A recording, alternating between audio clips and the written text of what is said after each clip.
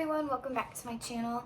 Today I want to talk about the Trials of Apollo series, which I literally just finished like 5 seconds ago. I do know that there is a 5th book coming out, and I might update this, maybe not, I don't know, we'll see. I really liked this series. It takes place right after Heroes of Olympus, and it follows Apollo. Zeus decides to punish him after he helps the heroes, and so he becomes mortal and lands in New York and goes on these adventures to destroy these emperors that are scheming to kind of take over New Rome, the world, whatever you really want to call it. They're just trying to take over everything. This series is definitely more of the style of the Percy Jackson series, which I really liked. I also liked how in the beginning of every chapter there's like a little poem in the beginning that's kind of like the title chapter. The chapter of the title. Yeah, that makes more sense.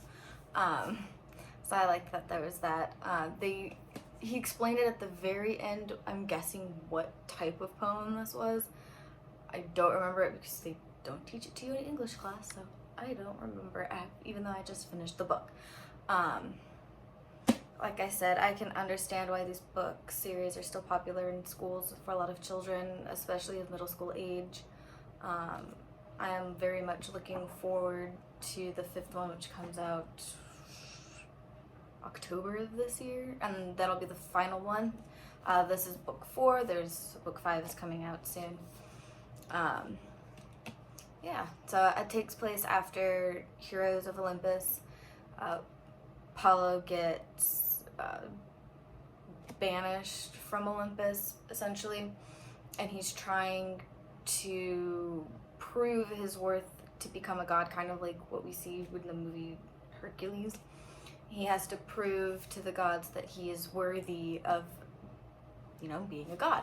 And so he is in the employ of this 12-year-old girl, Meg, and she is kind of like his master, and they have to go to all of these dangerous adventures, which, if you know the series, is not anything new for these heroes.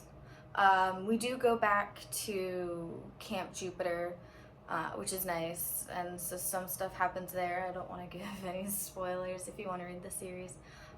They do go back. A lot of stuff happens. In the very beginning of the series, we see Percy Jackson. But he's not a big character in this series. His time in the series is kind of over once you start this series. We see the hunters of Artemis. They make an appearance. The old gang: Jason, Frank, Hazel, Raina. I'm trying to remember all these names. They all make an appearance. We meet some new characters which help Meg and Apollo on their trip, or on their quest. We see Tyson and Ella, the harpy, again as well, and they play a role in the series. I just really enjoyed the series. I thought it was really fun, and again, it's been many years since I've been into Greek mythology, and I know this is definitely more Roman than Greek in this series. But it's still a lot of fun to kind of revisit and being like, oh, I remember that. Oh, this was cool. So I would definitely recommend, if you kind of want to take a trip down memory lane of being into Greek mythology. And again, with all his series, he has a little glossary of what all the characters and words and all of that. He explains it in the back of the book, which again is really helpful. And that is all I have for you guys today. And I will see you next week. Bye!